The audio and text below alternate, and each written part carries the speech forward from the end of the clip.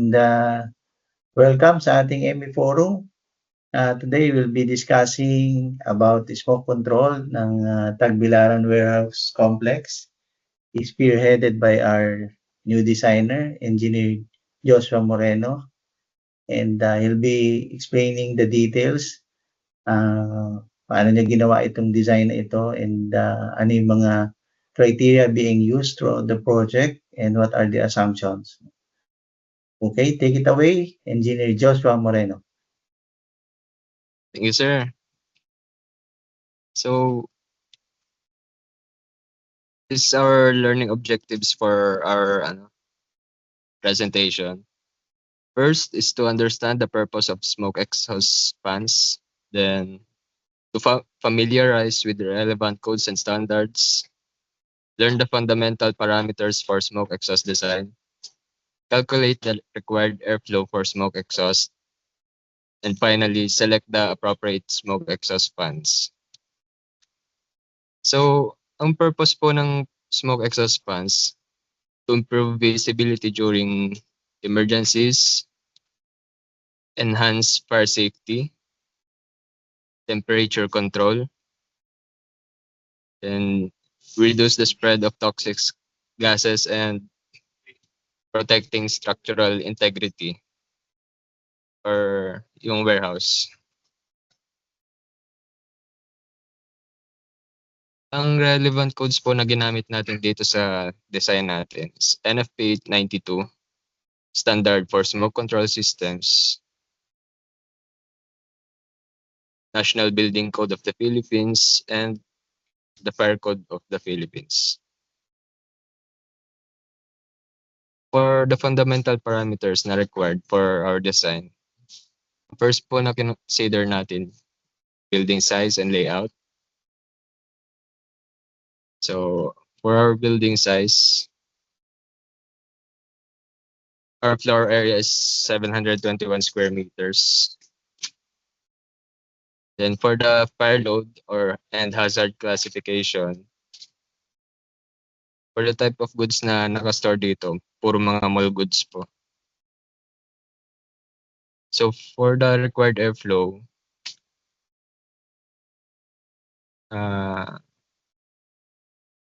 to be calculated po mamaya, as well as the other parameters.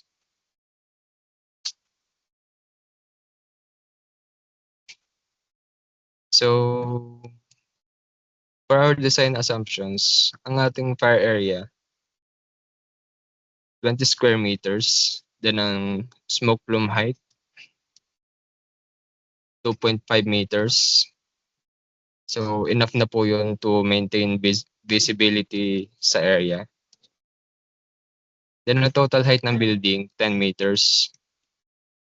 For the smoke layer thickness, total height ng building, tapos yung minus smoke plume height equals to 7.5 meters. Then ang ginamit nating heat release rate, 2 megawatts or 2,000 kilowatts. So, ang una nating kinalculate yung smoke mass flow rate using the formula 0.188 Py raised to the 3/2. Makukuha natin ang smoke mass flow rate.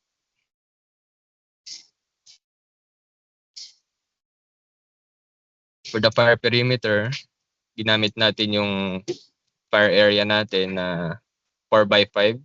So, 2 times length plus 2 times width equals to 18 meters. Then, ang clear height of the plume, smoke plume or Y, 2.5 meters. Smoke layer thickness, 7.5. So, from the equation, makukuha natin yung sagot na 13.4 kilogram per seconds. So, after determining the smoke mass flow rate, magagamit natin ito sa formula to get the temperature of the smoke. So itong formula na ito ay dinerive lang sa MCP delta T equals Q, and our CP, which is equal to 1.01 kilojoules per kilogram Kelvin, where the ambient temperature is equal to 303 Kelvin. Then inserting the values, makukuha na natin yung smoke temperature, which is 451 Kelvin. For the fourth step, determining the airflow rate or the smoke flow rate.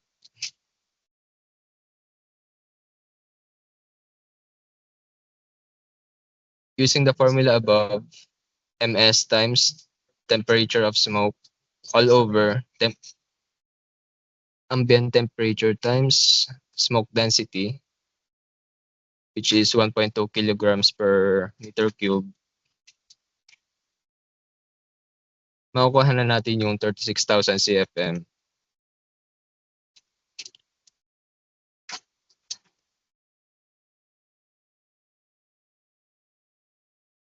Dun sa 36,000 CFM, dinivide natin into two fans. Then each fan has a 18,000 CFM capacity.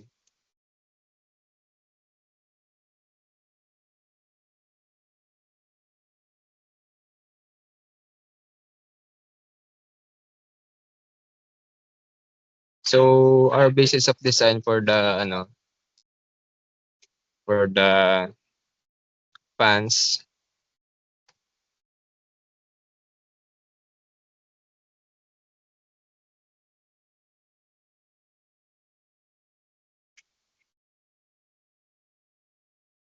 basis of design.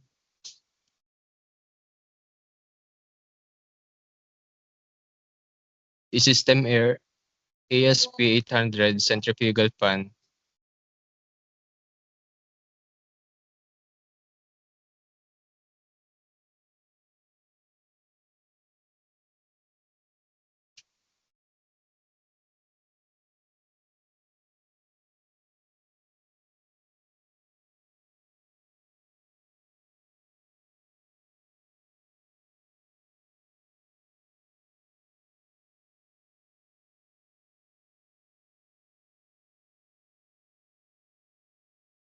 So dito sa System Air, makapag-select tayo ng fans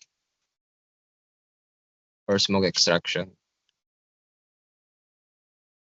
So ang gagamitin nating fans ay centrifugal fan.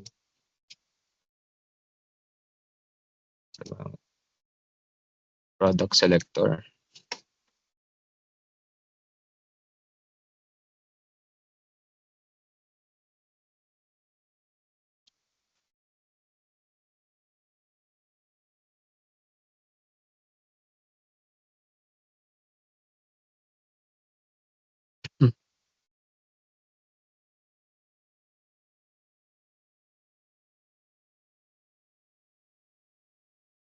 So for the frequency, 60 Hertz, voltage requirement, 380 volts. For the airflow, pwede natin itong palitan into CFM. So 18,000 CFM. External pressure, 500 pascals.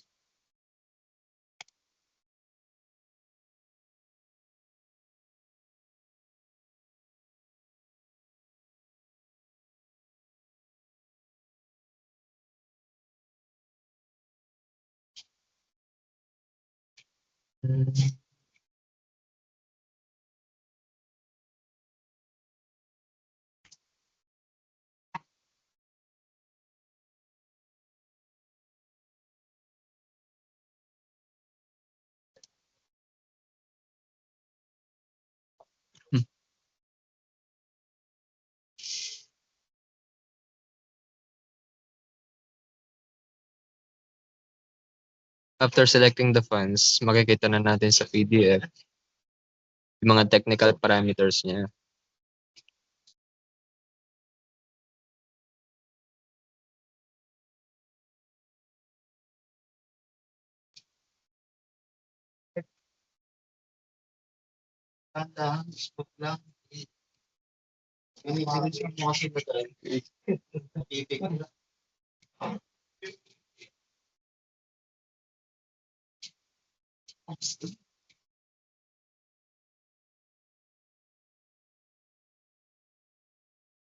Technical parameters. Dito sa PDF, makikita po natin yung mga performance curve, fan performance, fan and motor information, pati na rin yung dimensions na gagamitin natin for the drawing.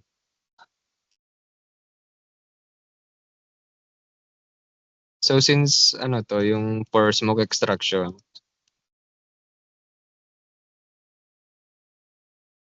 yung fan na gagamitin natin ay 300 degrees or prove equal.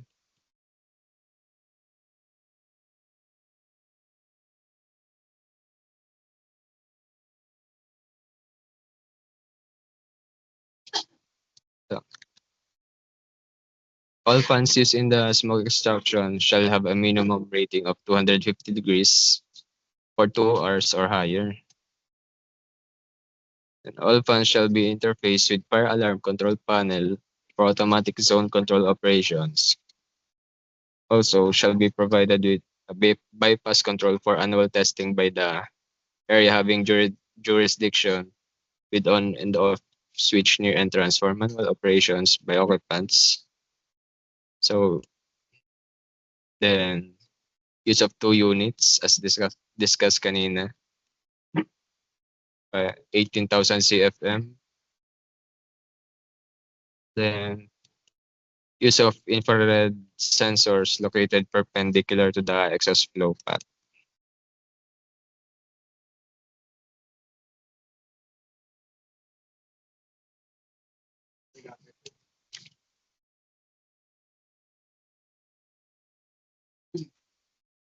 So these are layout for the smoke exhaust fans.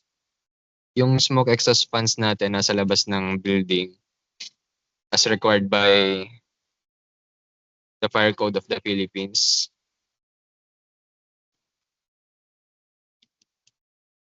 And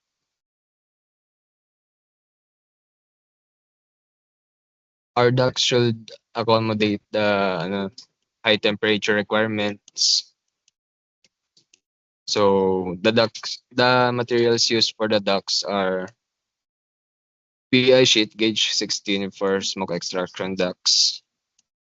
So all penetrations required tayong mag-add ng fire stop sealants. Then the grill material is aluminum.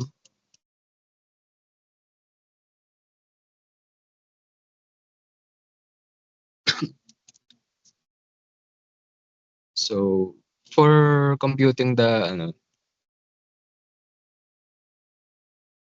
area of the grills, dinivide lang natin ito sa fans. Total number of grills divided by the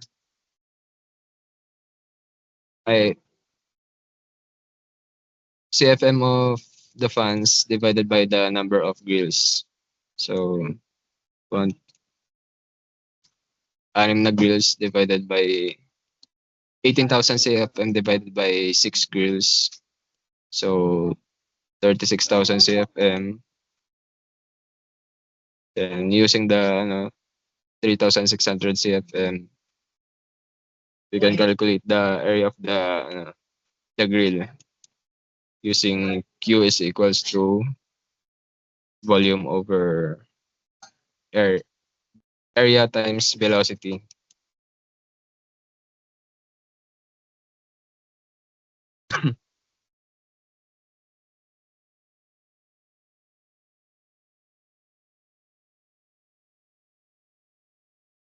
naglagay din po tayo ng mga air intake louvers for makeup requirement as per NFPA 92 or NFPA 200 4M.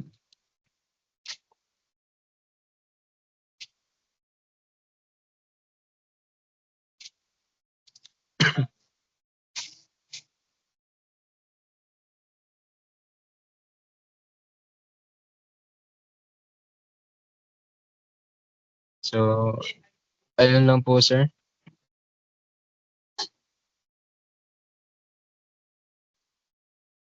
Mention mo kanina yung sa learning objectives yung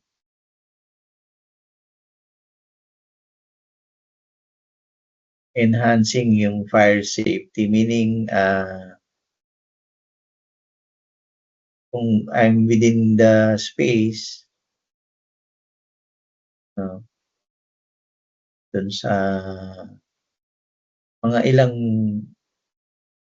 ilang seconds yung aking escape time, considering yung volume ng buong flow rate and yung volume ng buong space. Less than 30 minutes ba yan o less than 10 minutes or 5 minutes? Ano po yun, sir? Yung extraction time ng smoke, ano yung magiging rate niya doon na naka-allocate doon sa space.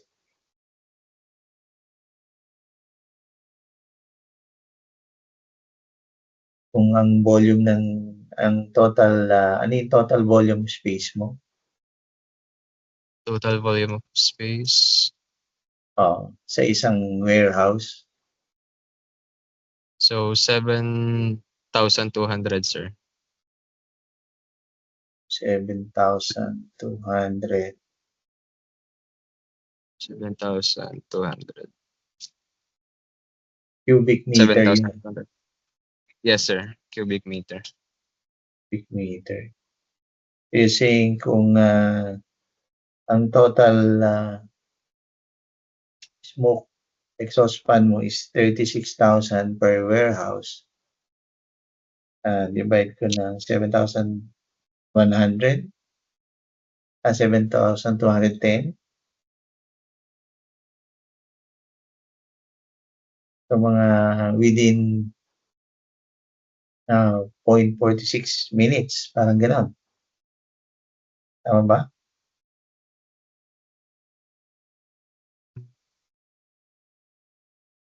Or less than?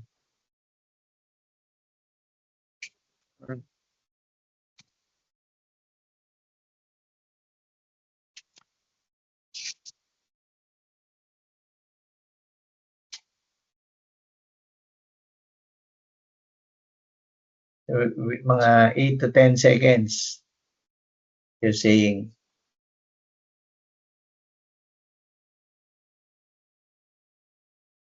Kasi 36,000 CFM yan. Opo.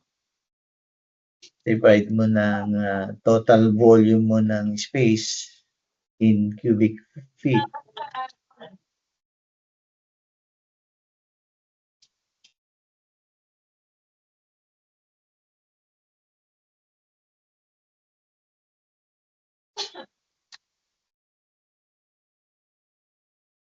Seven, sir. Ang ganon, 7 to 8.5 seconds. Yes, Na-extract mo siya at that rate. No? Yes, sir. So kung ako yung tao, kung nandun ako na-trap ako dun sa loob, meaning hindi ko ma-experience yung smoke after 8 seconds. Wala sa level ko, meaning wala sa habitable space ko yung smoke. Ano mangyayari? Within Yes, 7 to 8 seconds. And then na-mention mo yung smoke mass flow rate dun sa calculation mo. Yes po, sir. Ito po. Itong smoke mass flow rate, naka-tandem ito doon sa heat release rate ng product na kinonsider mo, di ba? Kung 2 megawatt yun, mga anong product ito, Engineer Joshua? Tela ba to? Mga mall goods po, sir. Mga plastic, Prod- gano'n? O Yes, fabric? sir. Mm. Plastics, then mga canned goods. Oo, oo. Mm.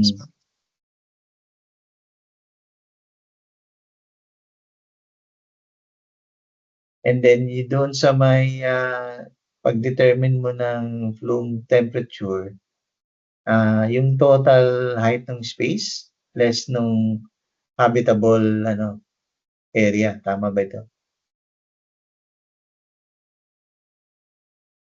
Alin po yun, sir? Dito po sa Oo, sa plume temperature, yung pag-determine mo ng plume temperature rise niya is yung height ng space o by temperature ng smoke na?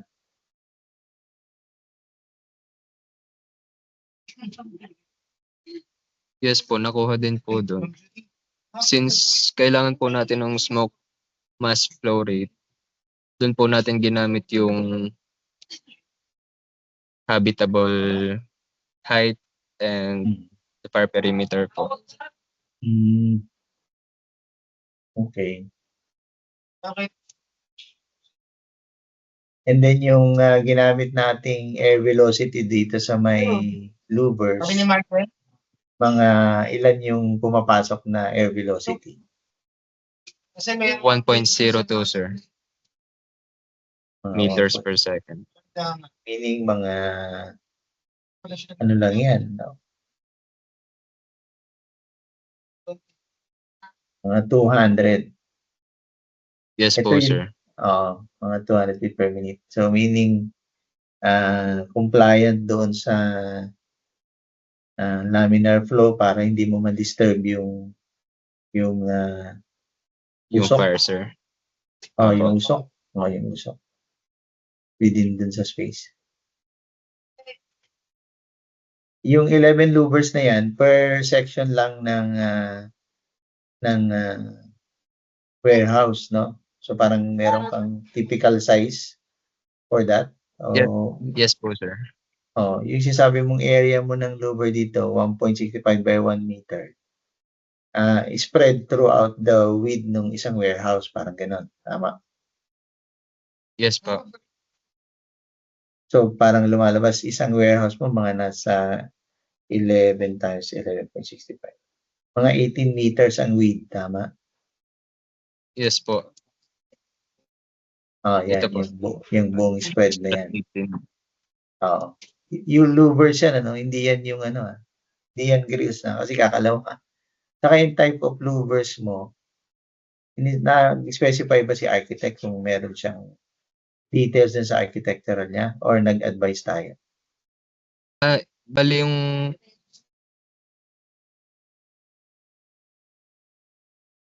galing po ito sa architectural plan. Ito pong air intake louver nila. Oo. Pero Ito po yung yun, dimension.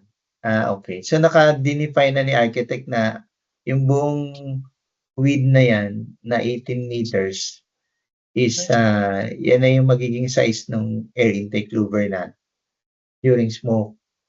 Pero as in louver siya, wala siyang louver yung wall na yan. Louver yung wall na yan. So per bay siya, may mga almost 3 louvers. Per bay. 3 louvers, sir. Per bay. And then na-mention mo doon sa purpose yung temperature control. So saan natin ilalagay yon? Activation. So may thermostat ito.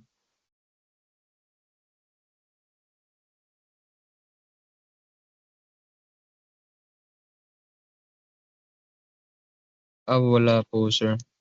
Smoke detection lang po eh. Smoke detector lang po.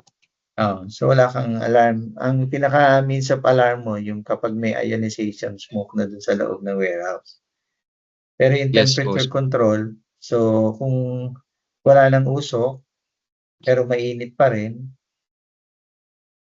dire-diretso pa rin yung fan, walang magkokontrol sa kanya, o pag wala ng usok, wala ng init, manual off na lang yung fan, gano'n. Yes po, sir. So dapat pala ma-reflect yan doon sa electrical schematic na may manual off, manual on and off yung mismong bawat fan. Apo.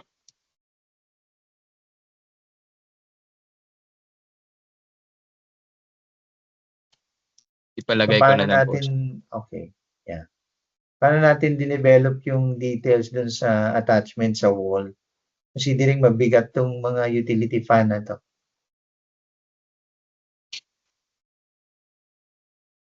Ito po, sir. Gagawa na lang po tayo ng, may tatlo po tayong option. Pwede pong naka-mount po sa ground with,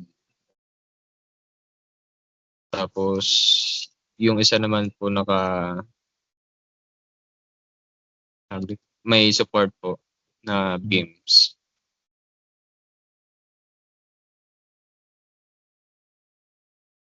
Ang issue mo dito pagka naka-mount sa ground is yung usok mo paglabas dun sa ano, sasalubungin nung occupant kung may nag-i-escape ka dun sa may likod ng blower or sa likod ng facilities. Unless i-extend mo itong duct mo same height as the same height as the apex ng roof.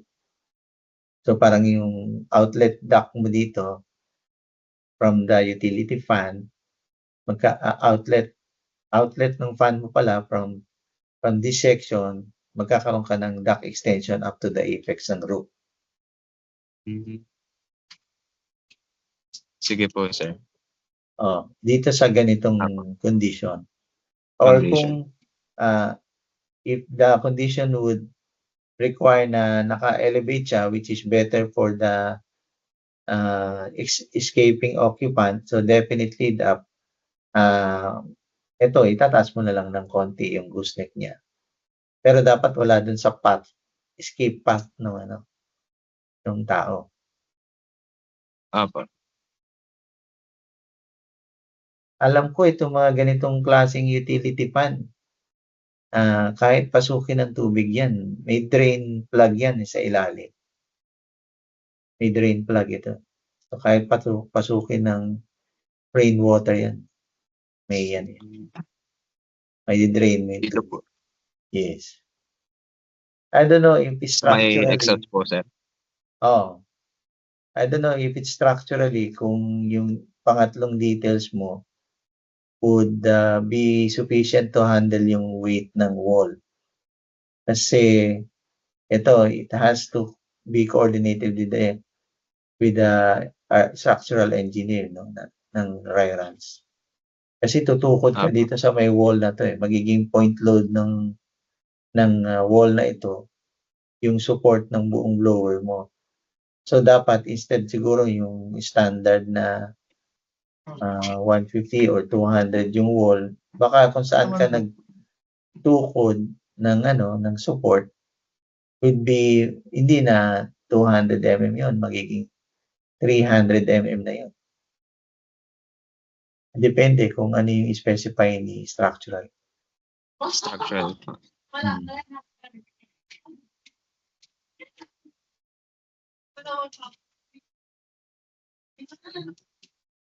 Ano pa yung mga details na we want them to know para during construction they will adapt it?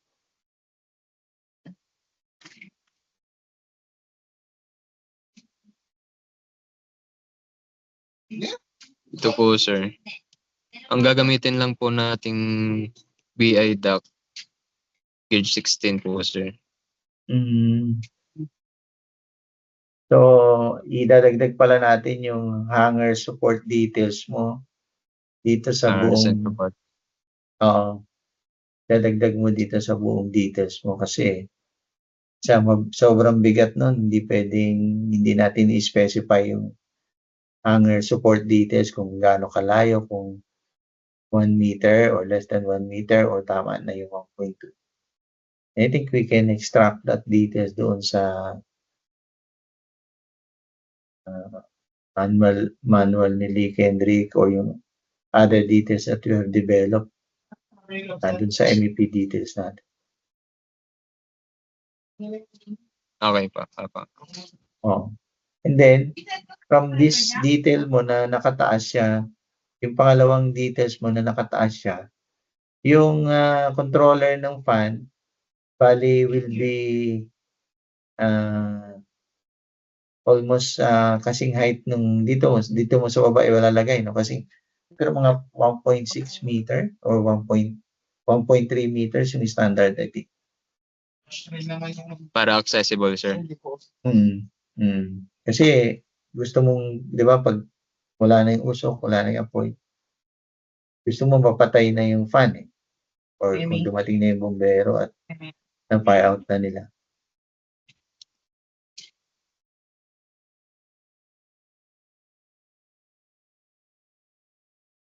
Dapat dun sa electrical detail, nakapakita kung saan yung location ng controller. Or from our end, sa detail natin ng blower, nakapakita. Itong elevation mo na to, nakapakita na kung anong height ng controller, fan controller, tapos may wiring ka going dito sa utility fan. Apa.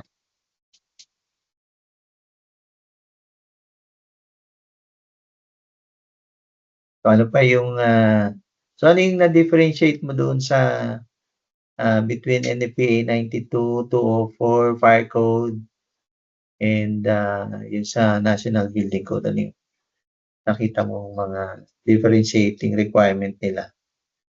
Na etong pag ginawa ko to, makukulfill ko na lahat, or tama na yung isang standard, or kailangan kong i-check with other standards?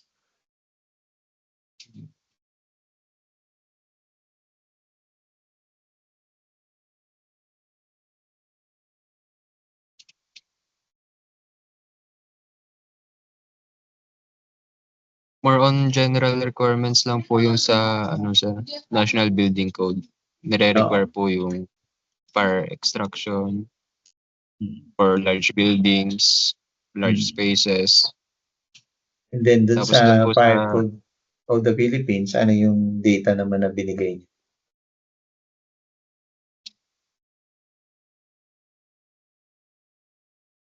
sa Fire Code of the Philippines, nakalagay na po dun yung mga requirement ng controls, pressurization, if applicable. May mga spacing na rin po ng mga fire extinguisher. Ganun po, sir. Pero wala po siyang calculations na provided. Pero Nakastate lang binigay po doon na pwede po natin gamitin yung NFPA standard. May binigay siyang criteria na 1 minute per air change. So, kung i-adapt natin yun using yung mga makeup air intake natin na louver, ano yung comparable ba dun sa calculation ng NFPA 92 and 204 yung data na yun? O mas stringent yung i-comply natin yung nandun sa NFPA 92? Base sa calculation mo.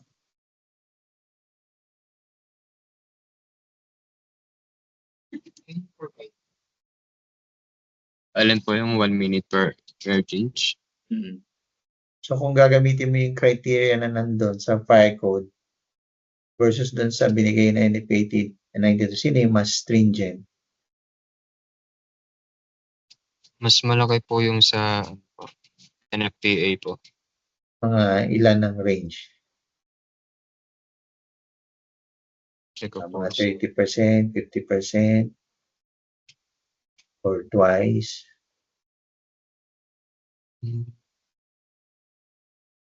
Air change na.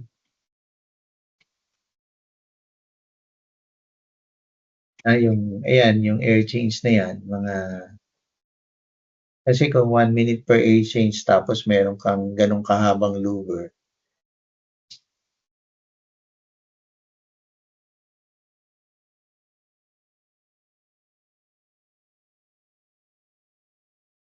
which will require kung higher rate compared between the two standards.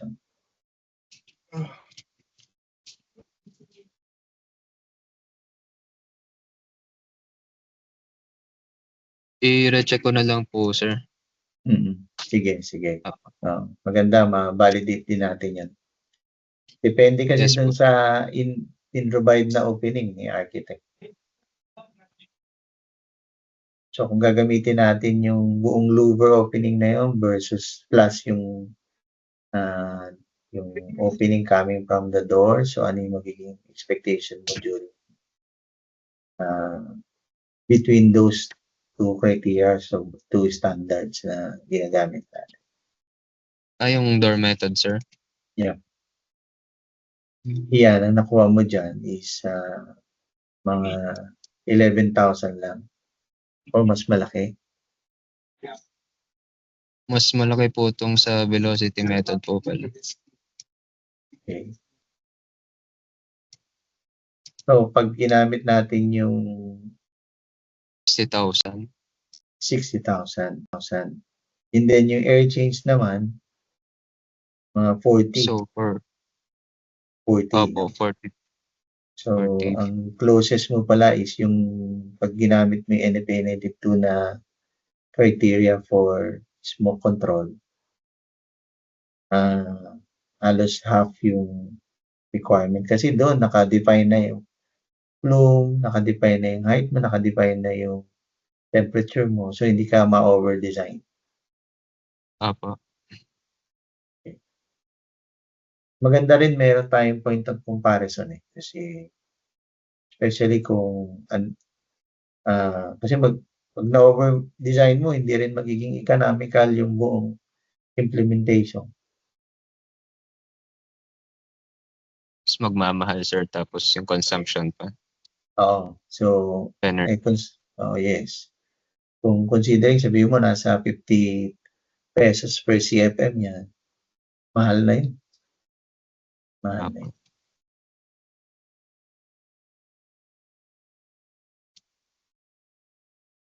Okay. Ano pa yung mga nakita mong learnings during the time na ginagawa mo tong smoke control or Tagbilaran Warehouse? For Tagbilaran Warehouse po, yung pong mga materials po na ginamit for ducting and grills, tapos yung requirement ng fans na kailangan ding fire rated or UL listed. Maganda, madagdag din natin sa plan natin yung pag-develop ng control. So, doon sa plan natin, maganda madagdag din natin.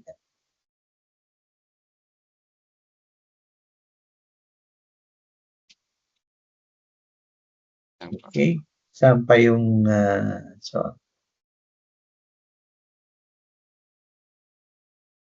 ano yung total horsepower ng bawat blower base dun sa calculation mo?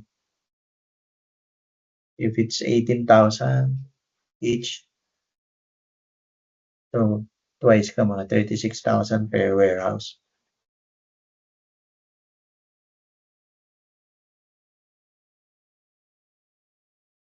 Halos 15, sir, HP.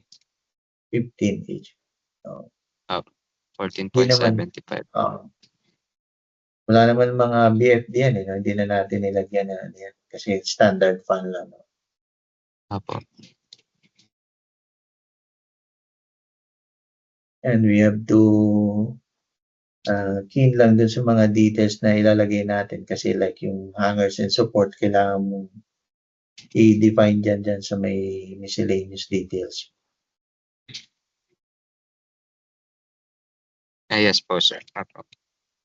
Miscellaneous details. And then, doon sa may preface ng mismong buong design plan na isasabit natin sa munisipyo, ano yung magiging preface niya? Naka-identify doon yung mga calculations natin, ano? Yes po, sir. Diba? Sinama ko na po sa plan.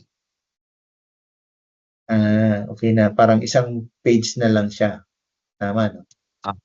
Apo. And then, doon sa M1 mo, so parang siya yung last page. So, dapat siguro, Joshua, ginawa mo last page na lang yung calculation. Yes po, sir. Oo. Pwede naman, second page yung calculation. M2. M3 pala yung layout, ano? Oo, pwede. Pwede naman ganun. Oo. Or pangalawa, M2 yung mo, calculation mo, tapos M3 yung equipment schedule mo. Pwede naman ganun. Yes po, sir. Para kita kagad nila. So, ang goal natin is maging transparent tayo dun. How did we do it? So, if the Bureau of Fire Marshal would want to review it, easy for them.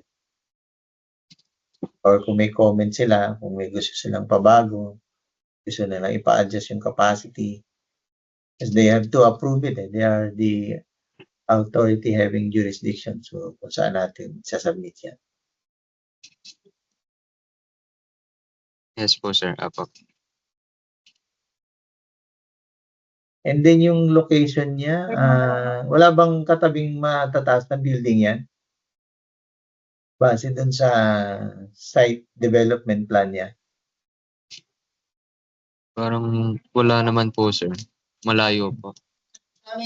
Parang isolated warehouse pala yan, parang gano'n. Apo. Kung i-check mo on the map, wala siyang adjacency. Ilang piraso? 100, di ba? 300 yata. 300 ba? Yata. Nabigay ko sa iyo, ano? Yung MRF. Wala pala dito. Photo nga pila. Tignan mo dyan. Nasa 300 yata. Ito pala, sir. Yan. So, wala siyang, so yung katabi niya is puro bushes na. Puro. Opo. Mapuno na. Mapuno na. So, dapat pala pataas ka dyan. Kasi kung puno ba yun o grasses lang yung nakikita natin? Puno po, sir. Pero magiging rin.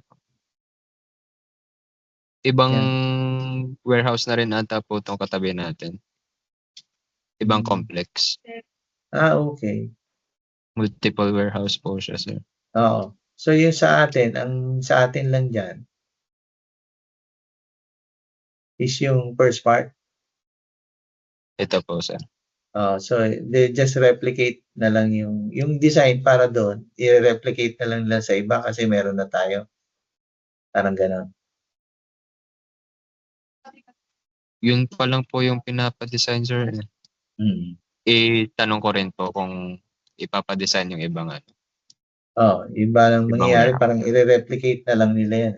Ganun yan. They just follow it. Pero kung nagbabari yung sizes mo, dapat magbari din yung depende kasi sa stored material nila. Opo. Initially, yun yung ginamit natin, yung 2 megawatts. 2 megawatts. Yan. Heat release rate. Yan.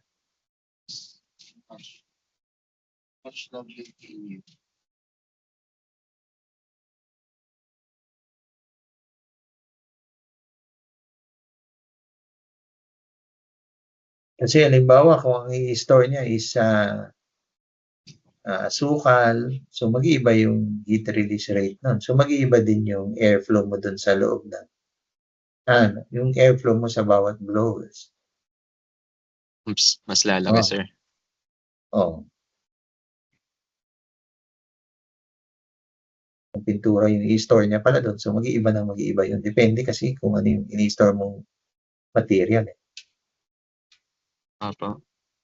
Like yung warehouse ng Coca-Cola, puro asukal yun.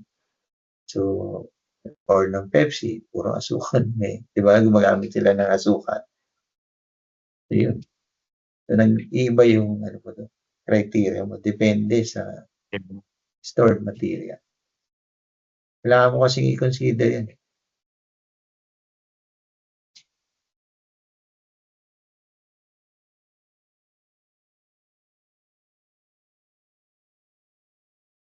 Pero nasa NFPA naman po lahat ng nun, sir. Heat release rate. Yan. Na-mention na sa 204 nandun din. So, Sa PE meron din. Sa PE yan.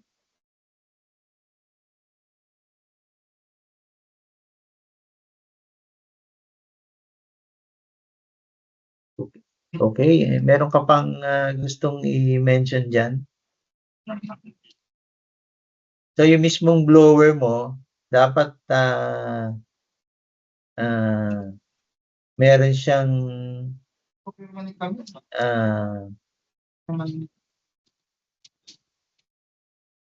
meron, kasi itong blower mo, kung katabi niya pala puno, mga puno pala yan, dapat meron palang yun, parang screen, wire mesh doon sa harapan nung ductwork mo. Yung pinaka-outlet ng blower mo, may wire mesh yan na stainless steel. Para yung yung, di ba, during smoke, minsan may sumasamang parang tawag nila sa Tagalog doon, alipato. Embers. Yung alipato. So, pagka nailipad mo yon at katabi pala puno sa surrounding mo, so masusunog yung puno. So, i-specify mo yon. Lahat ng blowers mo, merong wire mesh. Siguro 1/16 ng ang dimension ng wire mesh. Yung wire mesh. Na stainless. Para yung mga embers mo, in case during smoke extraction, meron kang natangay na alipato, matatrap mo dun sa outlet. Sa outlet, sir. Dun mo siya ilalagay. So, very careful ka dun. Dapat, kaya buti na lang pinakita mo yung surroundings. Akala ko yung building lang Kasi kung building lang, walang problema yun. Semento naman yan. Pero kung, halaman pala So, pag lumipad yung usok mo, binuga mo dyan, tapos may natangay siyang konting apoy, ember siya, di ganun. Baka mag-cause pa, sir, ng Yes. Parang forest pa. Parang forest ba yan? Yung nasa likod niya? Hindi naman, parang mapuno Mapuno lang, sir. Tama, no? Opo.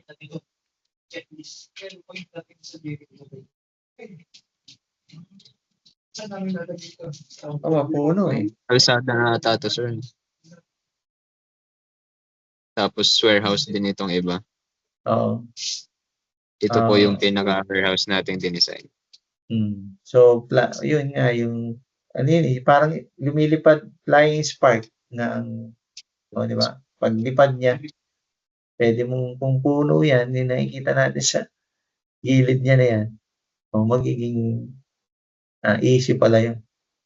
So, dapat meron kang wire mesh doon sa outlet ng bawat fan mo. Stainless steel wire mesh. Ang dimension niya is 1/16 yung pinakabutas niya.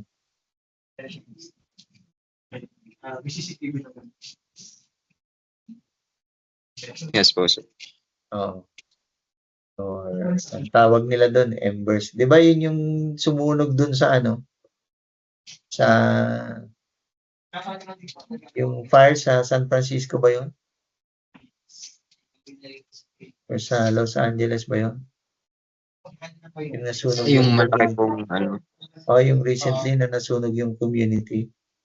Hindi nga, Yes kasi nga po. yung alipato, yung natatangay ng ano, ng hangin, lilipat sa kabilang bahay. Yung karamihang bahay nila, puro mga asphalt shingles. So pagdapo ng ember doon, yun, mag-spark na ng sunog yun. Pati yung loob ng bahay sunog eh. Bakit? Pumapasok yung embers.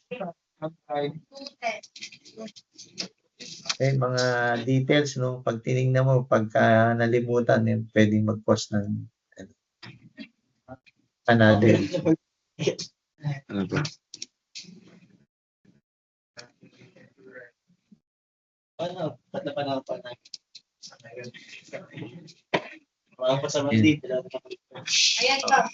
Ito, yung wire mesh mo dyan, magiging stainless steel wire mesh, 1/16.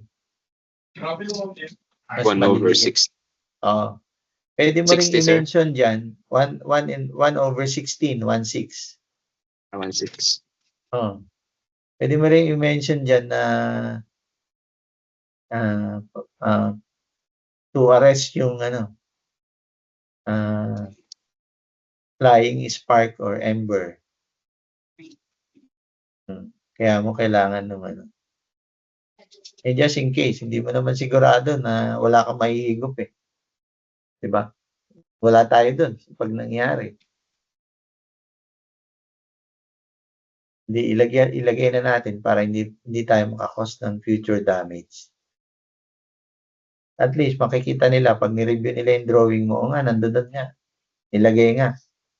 Kung hindi nilagay ng contractor, hindi mo nakasalanan yun. Engineer Joshua. Dinisign mo, nilagay mo eh. Di ba? Apo. Sabi niya, hindi, nagtipid ako, hindi ko kailangan yan. Kailangan ko lang ganito. Hindi mo na kailangan yan. Tinipid niya. Ayun, nilagay ko na nga, hindi niya pa sinunod. Pwedeng ganun. Diba?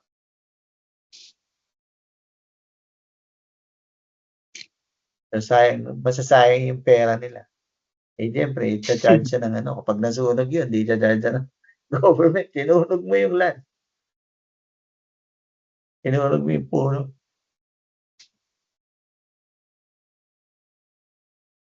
Anyway, may sprinkler naman yung buong warehouse eh. So, kakayanin Meron naman po, yan. sir. Pero during smoke extraction, siyempre mauuna ka eh. Usok ka eh.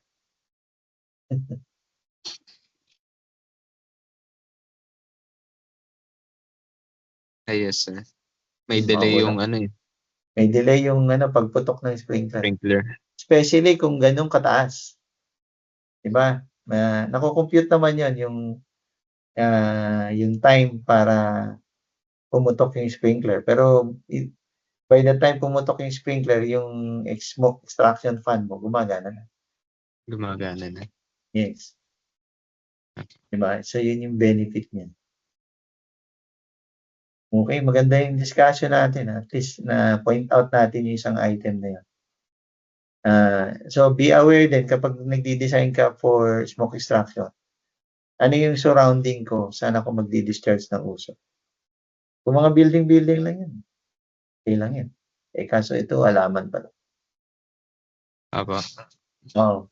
Tapos, pagka building naman, i-consider mo din yung height ng katabi mo. Pag nagbuka ka ng usok, saan pupunta yung usok pag nagbuga ako? Doon sa kapitbahay. Kapitbahay na building. Yun yung issue mo dyan.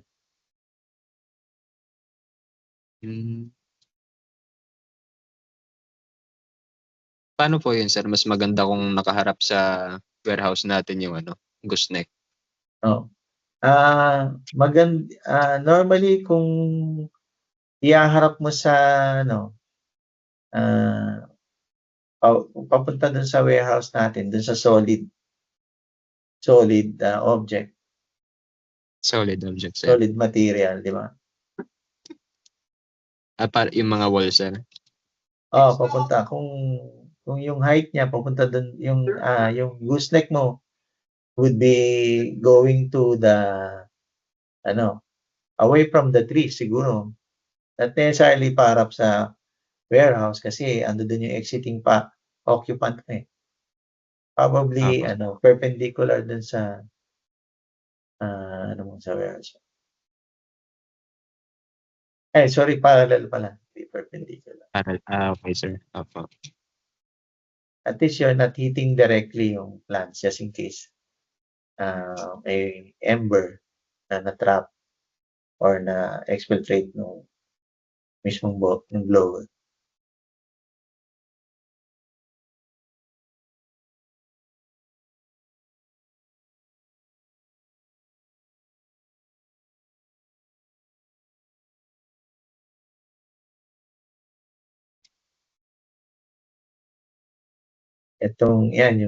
Yung exhaust duct mo na yan, yung outlet, yung first details mo, baka kailangan itaas mo, no? Yes, okay po, sir. Oo. Kasing height nung apex ng roof.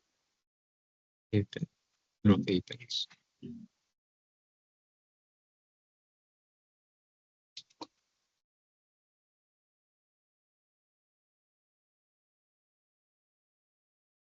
Balik kailangan din po nito ng support, sir.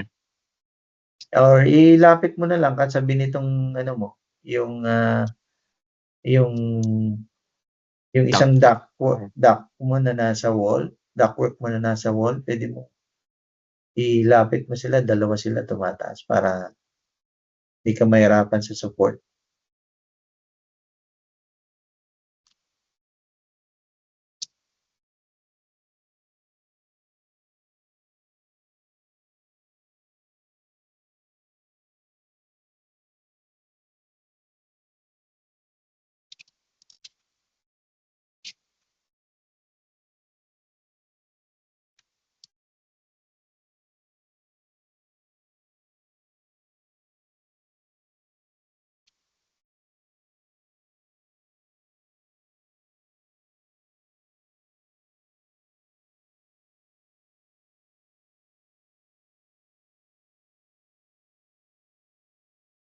Adjust natin yan.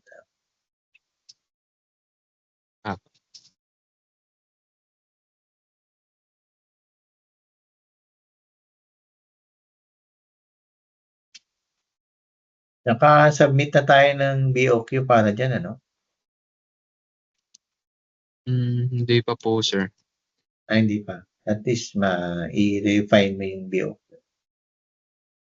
Apo. Bali, lahat ng ductwork mo welded. Kasi mainit yan eh. Parang din yan, kitchen exhaust duct. Welded na DI.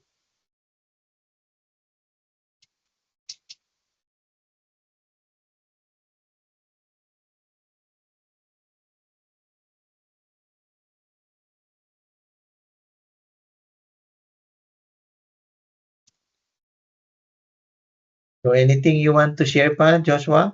Sa Ano mo sabi niya? ginawa mong design for Tagbilaran Warehouse Complex smoke control system. Okay na po, sir. So, challenging ba? Okay lang yung challenge? May natutunan ba? Marami po, sir. Marami natutunan. Okay. So, sige, so thank you very much and i-open mo nga yung camera mo para makita ka dito sa ating recording. Hindi ka nakikita eh.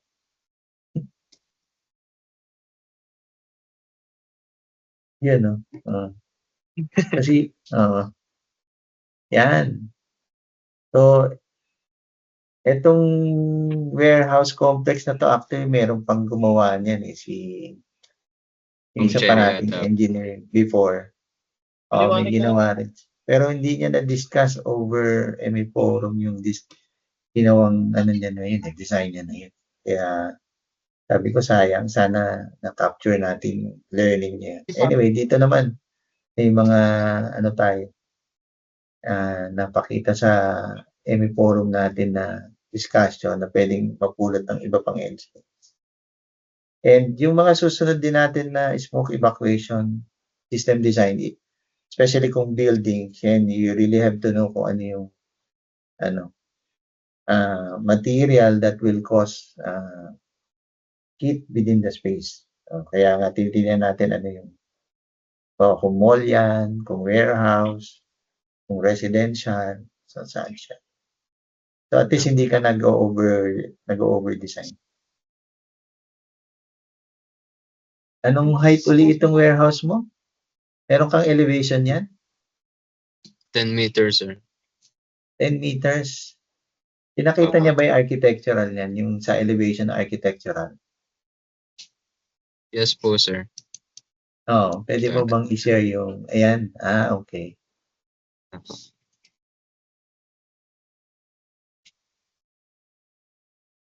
So yung pinaka-apex ng roof na yan, 10 meters ito.